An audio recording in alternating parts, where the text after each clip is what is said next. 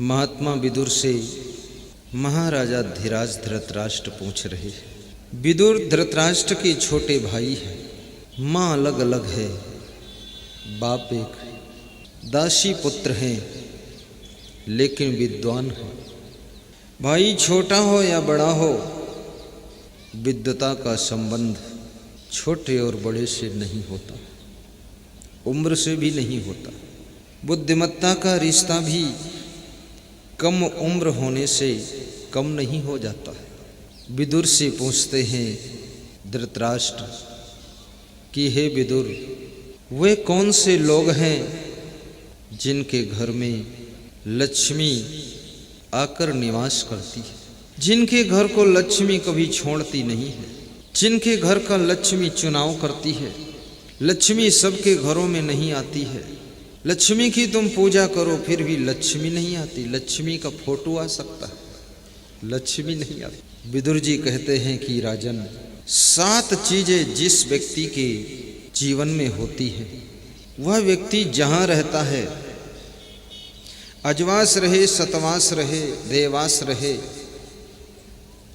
उसके साथ साथ लक्ष्मी रहती है। जिसके साथ में 7 चीजें रहती है, तो ये 7 चीजें हैं जिसके जीवन में, जिसके घर में, जिसकी पत्नी में ये 7 बातें होती है, उस घर में लक्ष्मी के 2 रूप निवास करते हैं। और जिसके पति में, जिस पुरुष में 7 बातें होती हैं, उसके घर में लक्ष्मी के 3 रूप निवास करते हैं। आप सोचते होंगे लक्ष्मी का तो एक ही रूप होता है, नहीं, 3 रूप होते हैं। जहाँ तक मैंने सोचा है, किसी शास्त्र में लिखा हुआ नहीं पढ़ा हुआ, लिखी उखी बात बहुत कम बोलता हूँ, सोच सोच कर बोलता हूँ, क्योंकि लिखने वाले ने कोई ठेका थोड़े लिया कि सब कुछ लिख ही दे।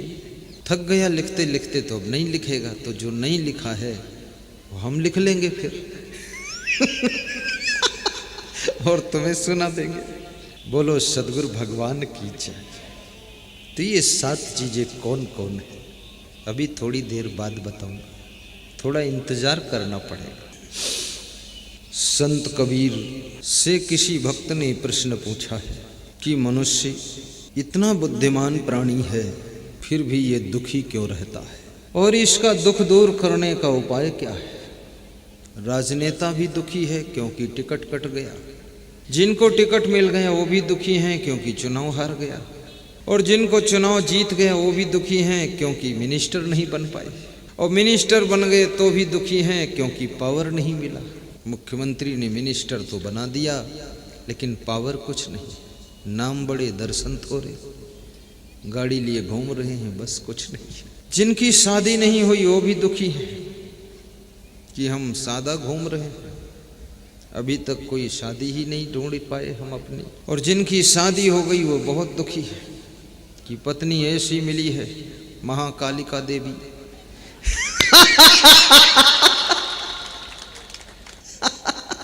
ढूंढ रहे थे सीता मिलेगी, पर वो सुपर्णखा मिल गई, दिन रात पसीना निकाल रही है, ऐसे शब्द बोलती है कि बाण जैसे चुभते, दिन में सोती है, रात में जागती है, जब जागती है तो प्रवचन सुनाती है, भाषण देना शुरू है। और शादी हो गई वो भी दुखी है क्योंकि बच्चे नहीं हो रहे, और बच्चे हो गए सब मेघनाद कुंभकर्ण पैदा हुए, कोई सो रहा है, कोई रो रहा है, कोई अहंकार कर रहा, कोई लड़ रहा है, तो फिर और ज्यादा दुखी।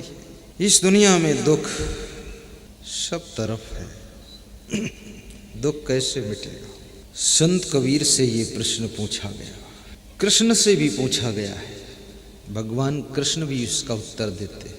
कृष्ण तो कहते हैं कि दुखेश अनुद्विग्न मनः सुखेश विगत अस्पृहा बीतराग भय क्रोधा स्थित धीम्न उच्यते। कृष्ण कहते हैं दुख आए तो आने दो, पर दुख में तुम दुखी ना हो। कृष्ण का फार्मूला डायरेक्ट है, कहते हैं दुख तो आएगा पर दुखी होना ना होना ये तुम्हारे हाथ की चाबी है। सत्य बात ये भी दिख रही है, धन का नुकसान तो होगा, फसल का नुकसान होगा, पद का नुकसान होगा, लेकिन दुखी होना ना होना ये आपके हाथ में है।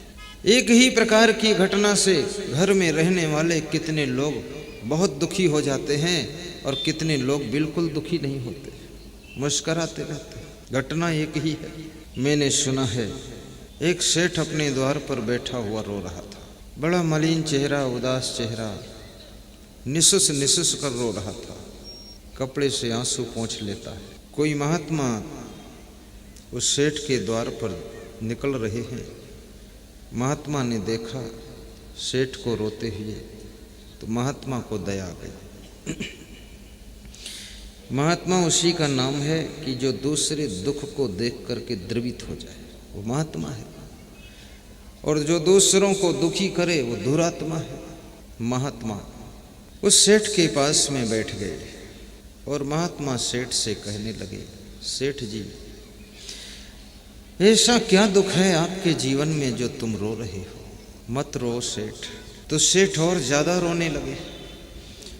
रोने वाले से यदि पूछो कि कौन सा दुख है, क्यों रोते हो, तो दुख तो नहीं बताएगा पर रोएगा ज्यादा। एक डॉक्टर कह रहा था कि मेरी पत्नी रोती है तो मैं अब पूछता नहीं हूं क्या दुख है। तो हमने कहा पूछना चाहिए। बोले एक बार पूछा था तो दिन भर रोई थी, पूरा दिन खराब हो गया, दवाखाना खोल ही नहीं पाए। तो मैंने कहा फिर अब क्या करते हो? बोले जब मेरी वाइफ रोती है तो मैं मोटरसाइकिल लेकर घर से निकल जाता हूँ, रात में फिर वापस लौट कर आता हूँ, तब तक सब ठीक हो जाता है।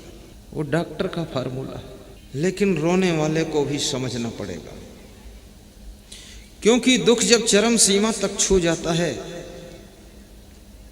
तो मनुष्य संसार में फिर रहना भी नहीं चाहता है।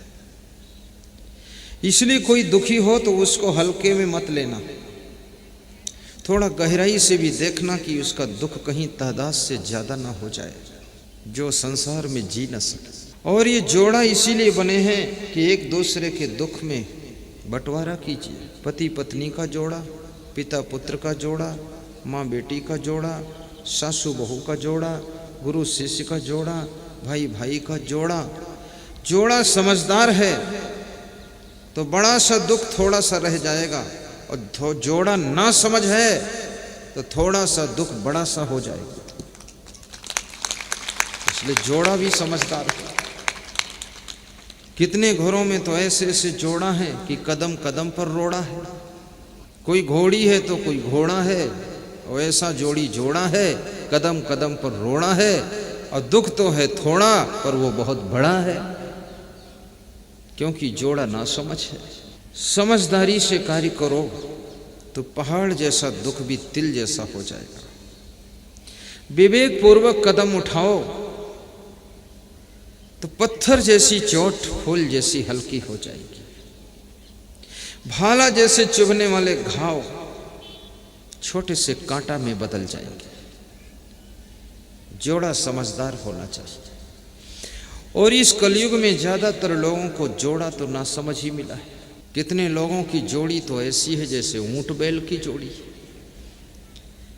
पति पत्नी की जोड़ी में एक ऊंट है तो दूसरा बैल है। जोड़ी का तालमेल ही नहीं बन रहा। पत्नी कहती है इलायची तक भी ना खाओ, पति कहता है सिगरेट पिए बिना तो चैन ही नहीं। जोड़ा का अर्थ है कि अगर तुम्हारी पत्नी को तुम्हारी सिगरेट से दुख हो रहा है तो उसी दिन सिगरेट का त्याग हो जाए, तब तुम उस जोड़ा में लगने वाले योग्य पुरुष हो। 5 वर्ष की उम्र में तुमने सिगरेट नहीं पिया, 10 वर्ष की उम्र में तुमने बीड़ी नहीं पिया, 15 साल के हो गए तुमने गुटखा नहीं खाया, 20 साल के हो गए तुमने दारू नहीं पिया, और ज्यों ही 22 साल की उम्र हो गई दारू पीना शुरू कर दिया, बीड़ी पीना शुरू कर दिया, सिगरेट के चेला बन गए, तंबाकू हर समय मुंह में दबाए रहते हो, मुंह से बदबू आती है। तुम्हारी वाइफ कहती है कि ये सब छोड़ दो, ये क्या कचड़ा सब खाते पीते हो। तुम कहते हो कि तुमको छोड़ सकता हूं पर इसको नहीं छोड़ सकता हूं। ऐसा लगता है कि तुम्हारी शादी सिगरेट के साथ ही हुई है। पत्नी की इतनी भी कीमत नहीं है, एक सिगरेट के बराबर, एक बीड़ी के बराबर, एक गुटखा के बराबर, एक दारू की बोतल के बराबर उसकी कीमत नहीं है। तुम क्या समझते हो सिगरेट तो पैसे से मिल जाती है 10 रुपये की, 2 रुपये की बीड़ी मिल जाती है, 1 रुपये का गुटखा मिल जाता है और 50 रुपये की शराब की पोज मिल जाती है। लेकिन क्या पत्नी मार्केट में 50 रुपये की मिलेगी? याद रखना, 50 लाख दो तो भी ऐसी पत्नी नहीं मिलेगी। तो इस सिगरेट बीड़ी को छोड़ दो और पत्नी का सम्मान करो। आज बहुत से पति लोग हिम्मत कर रहे हैं कि छोड़ूंगा। आज स्त्रियां बहुत खुश हैं कि अगर ये छोड़ देंगे तो कल आपके लिए खसखस का हलवा बनाकर खिला दूंगा। और मैं भी सोचता हूं कोई छोड़े तो खसखस मिले।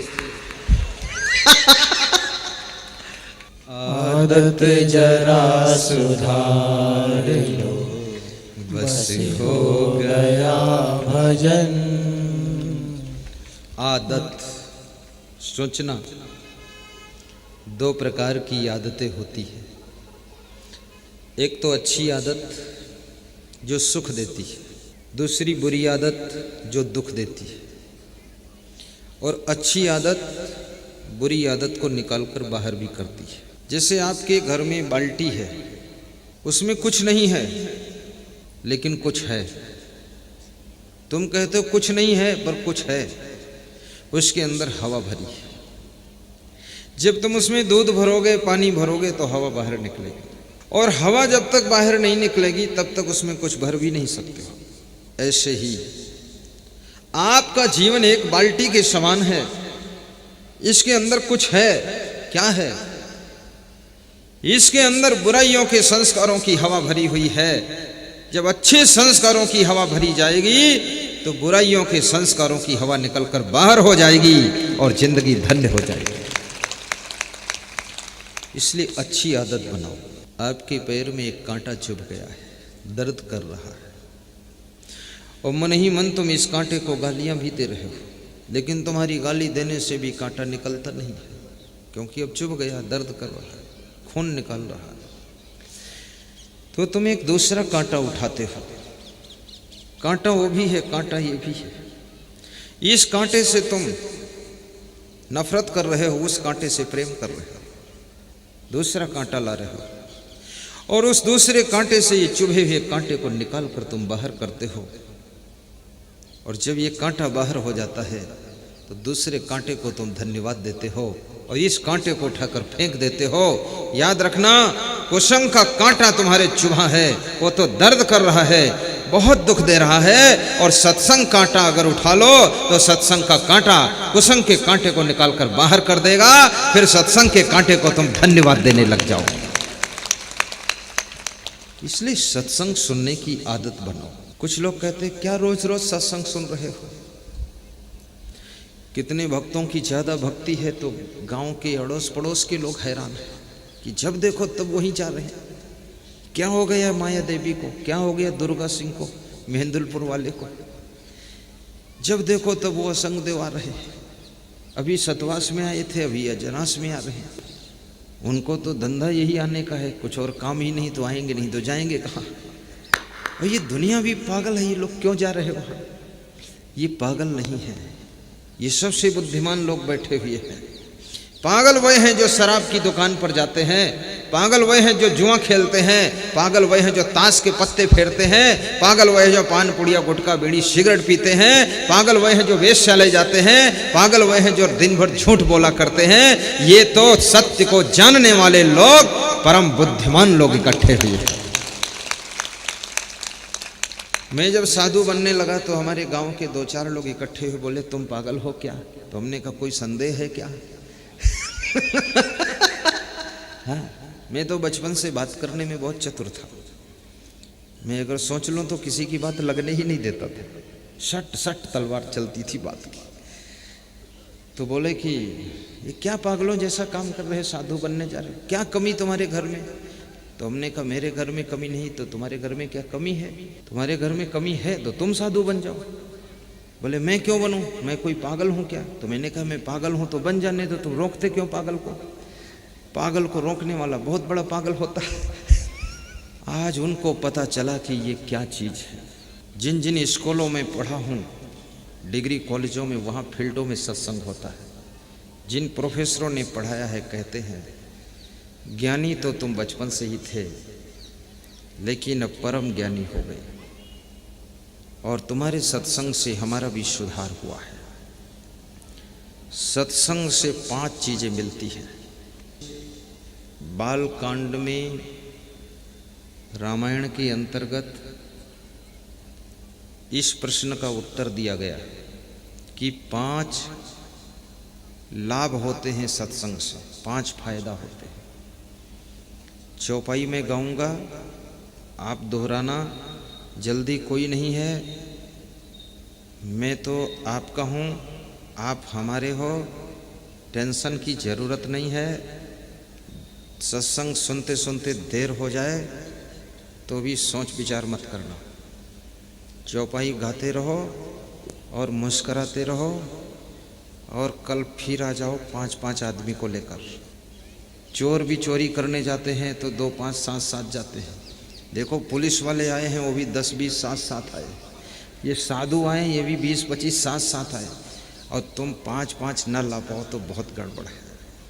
देखो मैं आया ना, कितने इधर साधु, उधर साधु, उधर साधु, साधु में साधु, पीछे साधु, कहाँ साधु, जहाँ देखो तहाँ साधु। और कम साधु हो तो इसमें से 2-5 बना लो, नया साधु हो जाए साधु। साधु भी बनना चाहिए। साधु बनने से लोग बहुत डरते हैं, बहुत घबराते हैं, बहुत शर्माते हैं। संत होना इसमें तो बहुत सरल है।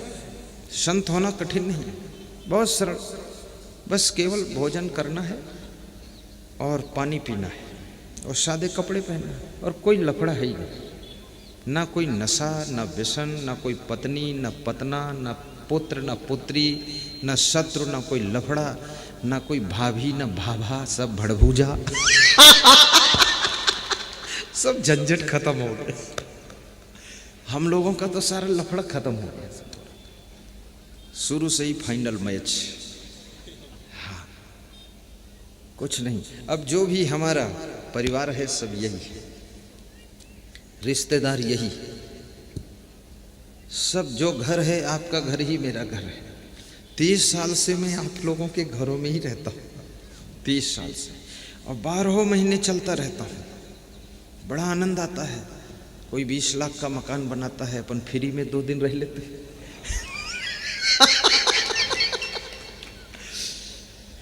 कितने लोग 1-1 करोड़ की कोठी बनाते हैं और 3 दिन हम आराम से सोते हैं, चुप्पे से निकल लेते हैं। वो खूब डेंट पेंट लगा रहे हैं, अपने को न पेंट से मतलब, न ईंट से मतलब, न छड़ से मतलब, न सीमेंट से मतलब। अपने को तो बस आराम करो बस, और उसमें खसखस का हलवा खा लो, खिसक जाओ तो किसी तरह। इस साधु बनने में बहुत सुख है। बस इसमें एक ही काम करना है, संसार के विषयों को भोगना नहीं है। त्याग त्याग त्याग, वैराग्य वैराग्य वैराग्य, ब्रह्मचर्य ब्रह्मचर्य ब्रह्मचर्य, संयम नियम, बस। और बहुत सरल है। जैसे एक बच्चा रहता ना, कहाँ तम्बाकू बीड़ी पीता, कुछ आराम से सोता रहता है और माँ का दूध पी लेता है, और ना कोई विषय विलास करता है, ना कोई दंड फंद करता है। ऐसे संत का जीवन तो बालक की तरह होता है, बड़ा सुख, बड़ा आनंद, बड़ा मस्ती। सच्चा संत जो है उससे बड़ा सुखी कोई नहीं है। भगवान का भी इतना सम्मान नहीं है जितना सच्चे संत का सम्मान होता है। भगवान स्वयं कहते हैं कि ये सच्चा संत मिल जाए तो मैं भी उसके पांव छू लूं। इसलिए कोई पांव छूने आता तो हम उसको धक्का नहीं देते, ज़्यादा रोकते नहीं, क्योंकि मैं सोचता हूँ इस भीड़ में कोई भगवान आया होगा, धक्का मार दोगे तो दुख हो जाएगा। भगवान रूप लोग आते हैं, ये देवी रूप आती है, तो मैं ज़्यादा नाटक नहीं करता हूँ कि दूर रहो दूर रहो दूर। अरे छूना है छू लो। सौभाग्य है ये चरण छूने योग्य हैं, अन्यथा छूने योग्य चरण होते किसके हैं? छूने योग्य चरण तो उसी के होते हैं जिसके आचरण महान होते हैं, आचरण पवित्र होते हैं, आचरण दिव्य होते हैं, वही चरण छूने योग्य होते हैं। तो हमारे आचरण इतने अच्छे हो गए तो इन चरणों को छूने दो। नहीं छुएंगे तो किसके चरण छुएंगे? लेकिन अब इसका अर्थ ये भी नहीं कि सारे लोग टूट पड़ो चरण छूने के लिए। कभी चांस मिले तब छू लेना, आज के लिए नहीं है। अब इतनी भीड़ को चरण छूने के लिए तो बहुत गड़बड़ हो जाएगा।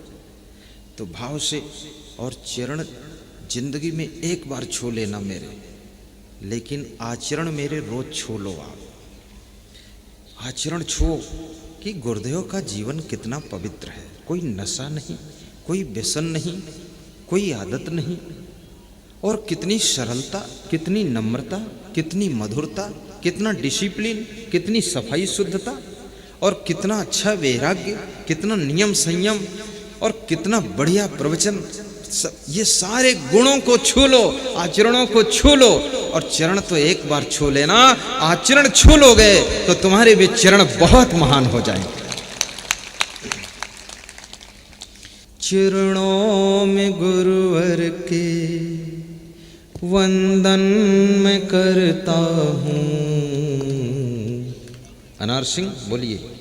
चरणों में गुरुवर के, विष्णु कुमार रामेश्वर, वंदन मैं करता हूँ।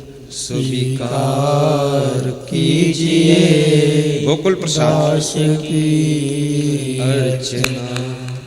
स्वीकार कीजिए श्री नंदराम जी सियोटा, दास इधर की अर्चना। स्वीकार कीजिए दास की अर्चना। स्वीकार। क्या किस्मत है मेरी, दास एक सियोटा परिवार मिला, उसने पुनः बुलाकर चमत्कार किया और सबको नमस्कार किया और सबको स्वीकार किया। और गुरुदेव को बुला करके सबको दर्शन करा दिया, अजनास वालों को सेवा का मौका दिला दिया। वंदन मैं करता हूँ। स्वीकार कीजिए दास की अर्चना। स्वीकार कीजिए दास की अर्चना। चरणों में गुरुवर के, सब गाओ। चरणों में गुरुवर के वंदन मैं करता हूँ। स्वीकार कीजिए दास की अर्चना। धन्य हो माताओं, स्वीकार कीजिए। आप सत्संग में नहीं आते तो मेरा मनोबल कम हो जाता। तुम सत्संग में पुरुषों न आते तो मेरी हिम्मत टूट जाती। अगर ये सियोटा परिवार न बुलाता तो आज मैं कहाँ जाता।